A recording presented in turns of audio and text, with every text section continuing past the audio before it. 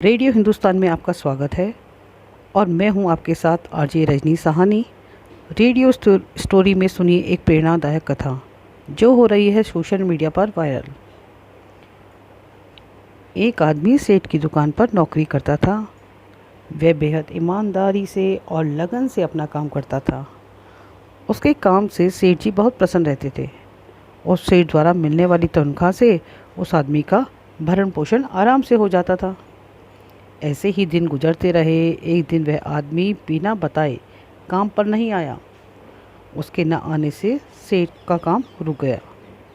तब सेठ ने सोचा कि यह आदमी इतने दिनों से ईमानदारी से काम कर रहा है, मैंने कब से इसकी तनख्वाह नहीं बढ़ाई, इतने पैसों में इसका गुजारा कैसे होता होगा। सेठ ने सोचा कि अगर इस आदमी की तनख्वाह बढ़ा दी जाए तो यह और मेहनत और लगन से काम करेगा। उसने उसी महीने से ही उसकी आमदनी की तनख्वाह बढ़ा दी। उस आदमी को जब 1 तारीख को बढ़े हुए पैसे मिले तो वह हैरान रह गया, लेकिन वह कुछ नहीं बोला और चुपचाप पैसे रख लिए। धीरे धीरे बात आई गई हो गई। कुछ महीनों बाद वह आदमी फिर कुछ दिन गैर हाजिर हो गया। यह देख सेठ को बहुत गुस्सा आया। वह सोचने लगा, कैसा कृतज्ञ आदमी है, मैंने इसकी तनख्वाह बढ़ाई पर ना तो इसने धन्यवाद दिया और ना ही अपने काम की जिम्मेदारी समझी।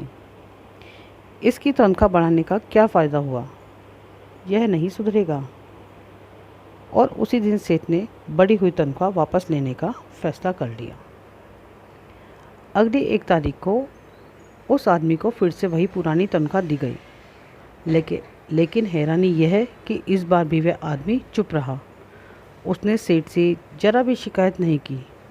यह देख सेठ से रहा ना गया और वह पूछ बैठा, बड़े अजीब आदमी हो भाई, जब मैंने तुम्हारे गैर हाजिर होने के बाद पहले तुम्हारी तनख्वाह बढ़ा दी तब भी तुम कुछ नहीं बोले, और आज फिर जब मैंने तुम्हारी गैर हाजिरी पर तनख्वाह फिर से कम कर दी तब भी तुम खामोश रहे, इसकी क्या वजह है।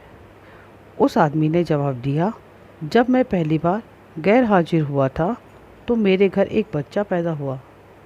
उस वक्त आपने मेरी तनख्वाह बढ़ाकर दी तो मैंने सोचा कि ईश्वर ने उस बच्चे के पोषण का हिस्सा भेजा है, इसलिए मैं ज़्यादा खुश नहीं हुआ।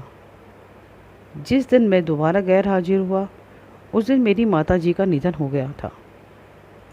आपने उसके बाद मेरी तनख्वाह कम कर दी तो मैंने यह मान लिया मेरी माँ अपने हिस्से का अपने साथ ले गई।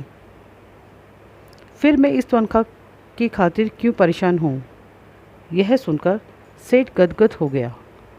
उसने उस आदमी को गले लगा लिया और अपने व्यवहार के लिए क्षमा मांगी। उसके बाद उसने ना सिर्फ उस आदमी की तनख्वाह पहले जैसे कर दी बल्कि उसका और ज़्यादा सम्मान करने लगा। इस प्रेरणा कथा के बाद बहुत जल्दी आपसे फिर मेरी भेंट होगी। तब तक पानी बचाइए, सबको सिखाइए। नमस्कार।